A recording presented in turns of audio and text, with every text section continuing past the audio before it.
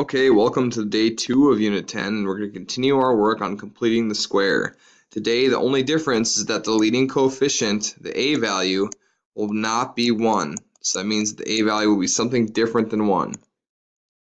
So remember that completing the square is one of our 5 ways to solve a quadratic equation. The first way is to solve by factoring, which makes a quadratic function in standard form factor into 2 different factors that are set equal to 0. And then we set each individual factor equal to 0. You'd also take the square root. If x squared is equal to something like 20, you could take the square root of both sides and then find out what the answer is. Always remember though, if the number that you're trying to take the square root of is negative, there will be no answer. If you try to take the square root of 0, it'll just be 0. But if I did the square root of 20, for example, I'd have x equals plus or minus the square root of 20, and I can also reduce that radical because 20 is 4 times 5, and 4 is a perfect square, which means that I get plus or minus 2 square roots of 5, if you remember from Unit 6. I could always use the quadratic formula. I could solve by graphing, which means I'm looking for where the parabola touches the x-intercepts, or the x-axis. And finally, completing the square is the final method that we've learned on how to solve a quadratic equation that is in standard form set equal to 0. Completing the square. Okay, let's practice a little bit more. Let's go over the steps again. Let's say I had this quadratic equation, 2x squared plus 10x minus 17. I wanted to solve by completing the square. The first step is to move c. I need to move c over to the other side. To do that on this equation, I must do the opposite of subtracting 17, and I will add 17 to both sides. And I'm going to leave 2x squared plus 10x on the left side. I'm also going to leave a little gap here just for the time being. And now I have 2x squared plus 10x equals positive 17. Now step 2 we've largely ignored until right now. Step 2 of completing the square is to make sure a is 1. So I need to make a equal to 1. What is a right now? A is 2. I'm multiplying 2 times x squared. To get rid of multiplying 2, I must divide by 2. If I divide by 2 on one side of the equation, I must divide by 2 on the other side of the equation as well. Now that's going to leave us with x squared plus 5x equals 17 divided by 2. And don't be afraid of the fraction. I'm just going to leave it as a fraction. Okay, so that's okay. Just leave it as 17 divided by 2. Don't think too hard about it. Don't make it a decimal. Just leave it as 17 over 2. And we'll continue through our steps. Step 3, once I've made a equal to 1, now I have to take b divided by 2, square it, and add it to both sides. So b divided by 2 squared and add it to both sides. b is 5. So then that means that 5 divided by 2 squared would be 25 over 4. When I square a fraction, I square the numerator, 25, and I square the denominator, 4. And I'm going to add that to both sides. So that means I'm adding 25 over 4 to the left side and 25 over 4 to the right side. And now I have x squared plus 5x plus 25 over 4 equals, now 17 over 2 is a fraction, but I want to add it to 25 over 4. In order to add fractions, I must have the same denominator. So I'm going to multiply this fraction by 2 on the numerator and the denominator, and I'll have 34 over 4, because 2 times 17 is 34, 2 times 2 is 4, and I need to add 25 over 4. Okay, so far I've done steps 1, 2, and 3. Now it's time for step 4, which is to factor the left side. Now this one is kind of hard to factor if you don't know what you're doing. But since I know that I'm completing the square, I know that this has to factor because I added the right number for c to make this factor. This one will factor into x plus whatever that b over 2 value was right here. Before you squared it, you had 5 over 2. And that is going to be what I add to both sides here, squared. And then it factors x plus 5 over 2 squared. and this becomes 34 plus 25. Well, that's going to be 59 over 4. At this point, it goes to show, or it's probably good for me to just show you why this works. Well, if I had written out x plus 5 over 2 times x plus 5 over 2, and I've multiplied that out together by FOILing, okay? So if I do the first times the first, I get x squared. And if I do the outer times the outer, I get plus 5 over 2x. That's this one. If I do the inner times the inner, okay, if I do 5 over 2x, I get another 5 over 2x. Okay, and then finally, the very last one, I get 5 halves times 5 halves, which is the 25 over 4 I had before. Now note that 5 over 2, that's 5 halves, or half of 5, that's 2.5, plus 2.5 makes 5. I've added the correct c value to make this factor perfectly. So going back to this fourth step, I'm going to have x plus 5 halves, or 5 over 2 squared, equals 59 over 4. Now, step 5 of the completing the square process is to square root both sides and solve. So let's do that now. I'm going to take the square root of the left side, square root of the right side. Square root of the left side is going to be x plus 5 over 2. And since I'm taking the square root of a fraction, I just take the square root of the numerator divided by the square root of the denominator. Okay, remember that from Unit 6. If I take the square root of a fraction, I take the square root of the numerator divided by the square root of the denominator.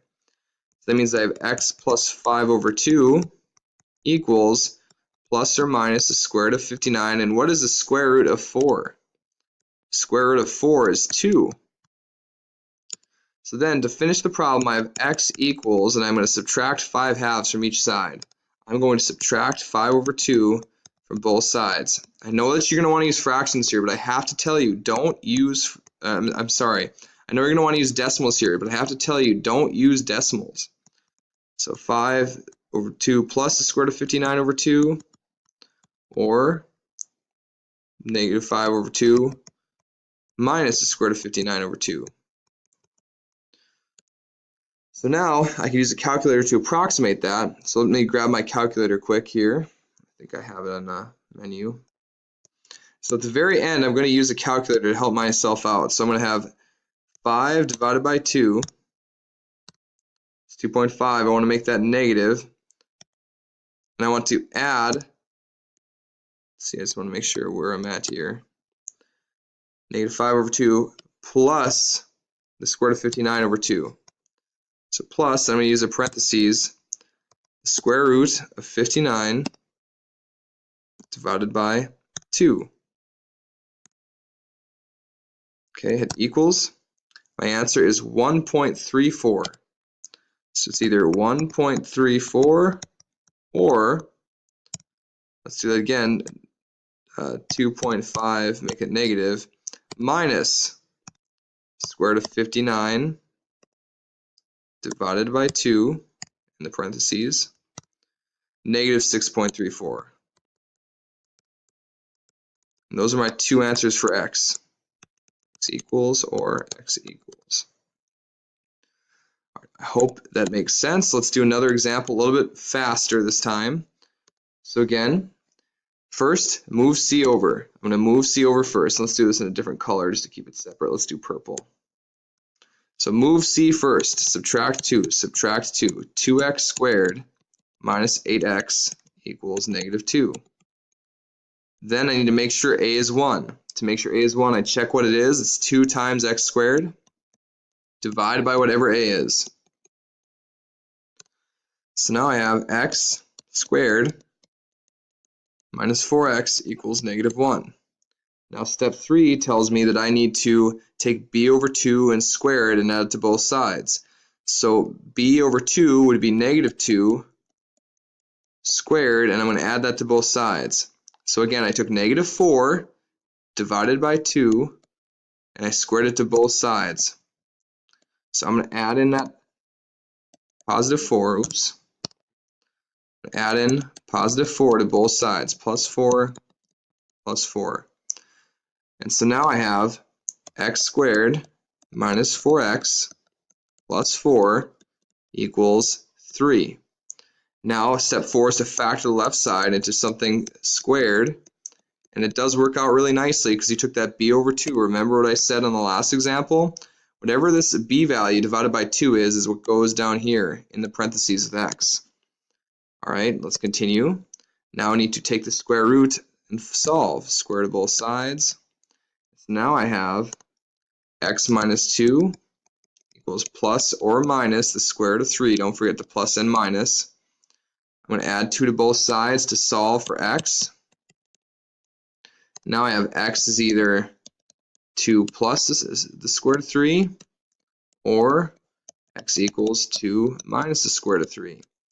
Which in a calculator, 2 plus square root of 3 equals 3.73. Or 2 minus the square root of 3, 0.27. Those are my two answers for x. Okay, let's do another one. Okay, this will probably be one of the last ones I do. Now notice that c is already moved over here. 3x squared minus 7x equals 19. So step 1 is already done. Okay, step 1 was to move c. Oh, I'm sorry. Move c. Already did. Step 2 is make a1. So to make a equal to 1, I'm going to divide everything by 3. My pen will work here. Don't be afraid of the fractions. They're going to be just fine. X squared minus 7 over 3 x equals 19 thirds. Now step 3 is to take b over 2 squared and add it to both sides. Well, b in this case is negative 7 thirds. To divide that by 2, so I'm going to divide that fraction by 2. To divide a fraction by 2, I multiply by 1/2. That's the same thing as dividing by 2 is multiplying by 1/2. So b over 2 is negative 7 over 6, and I need to square that. So that ends up making 49 over 36. And that is what I'm going to add to both sides. I'm going to add the 49 over 36. And of course, to get a common denominator, I'm going to have to multiply this guy. 3 times what is 36? Well, it's 3 times 12. Multiply 19 times 12, 2 to get a common denominator. That way, when I get the next step, minus 7 over 3, x plus 49 over 36, I'm going to get 12 times 19. Let's do that in the calculator quick. 12 times 19, 228. 228 out of 36. Now the denominator does not change. Both the denominators would have been 36. So I'm just adding the numerators together. Step 4 is to factor the left side, and it factors into whatever this b over 2 item was. So remember what b over 2 was? Negative 7/6. That's what's going to go in here. Negative 7 over 6 squared equals 228 over 36. And you see here, there is that negative b over 2. Sorry, it's b over 2, not negative b over 2. Okay, then I did need to take the square root and solve. Square root, and of course I took the square root of fraction on the right side, so I'm going to take the square root of the numerator or the square root of the denominator. Now the square root of the denominator, square root of 36 is just 6, so I'm going to write it as that. The square root of 36 is 6. Now I add it to both sides. I get 7 over 6 plus or minus the square root of 228 over 6. Okay, so then since I have the common denominator, I could just combine them. 7 plus or minus the square root of 228 all over 6. Okay, and you can get a calculator approximation for that. So let's take the square root of 228. Okay, excellent. Oops, I think I did something wrong there. Let's try again. So I'm going to move this over. 7 plus 228, take the square root. Okay, equals that, divided by 6. One of my answers is 3.68, and I can get the other answer later. That's all the time I have for this video. Thank you for taking notes. I'll see you tomorrow.